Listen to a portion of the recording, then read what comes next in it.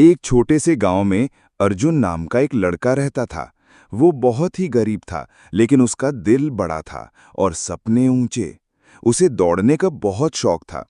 School की दौड़ प्रतियोगिताओं में वो हमेशा भाग लेता था, लेकिन उसके पुराने फटे हुए जूतों की वजह से कभी जीत नहीं पाता था। एक दिन स्कूल से लौटते समय अर्जुन गांव के पुराने कुएं के पास बैठा हुआ रो रहा था। उसी समय वहां एक बूढ़े बाबा आए। उनके लंबे सफेद बाल, चमकती आंखें और एक रहस्यमयी मुस्कान थी। बाबा ने पूछा, बेटा क्यों रो रहे हो? अर्जुन ने कहा, मैं बहुत तेज दौड़ सकता हूं, लेकिन मेरे पास अच्छे जूते नहीं हैं। फटे जूतों में कैसे जीतूंगा? बाबा मुस्कुराए और अपनी झोली से एक जोड़ी चमचमाते नीले जूते निकाले। ये लो, उन्होंने कहा, ये हैं जादुई जूते। इन्हें पहनते ही तुम हवा से बातें करोगे।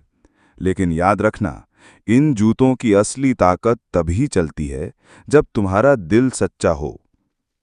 अर्जुन ने उन जूतों को धन्यवाद के साथ पहन लिया।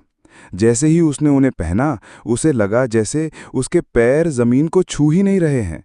वो दौड़ा और पलक झपकते ही गांव के दूसरे छोर पर पहुंच गया। अर्जुन ने हर दिन खूब अभ्यास किया, लेकिन कभी किसी पर घमंड नहीं किया। जल्द ही स्कूल में जिला स्तरीय दौड़ प्रतियोगिता की घोषणा हुई।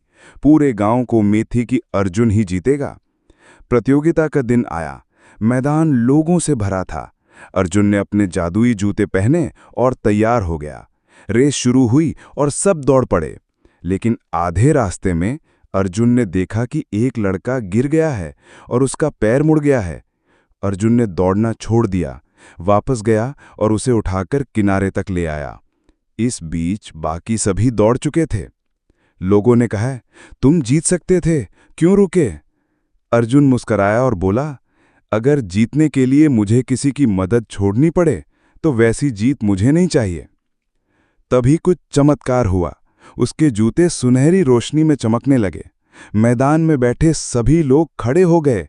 एक तेज हवा चली और मैदान में गूंज उठी एक आवाज, जिसने दिल से दौड़ा वही असली विजेता है।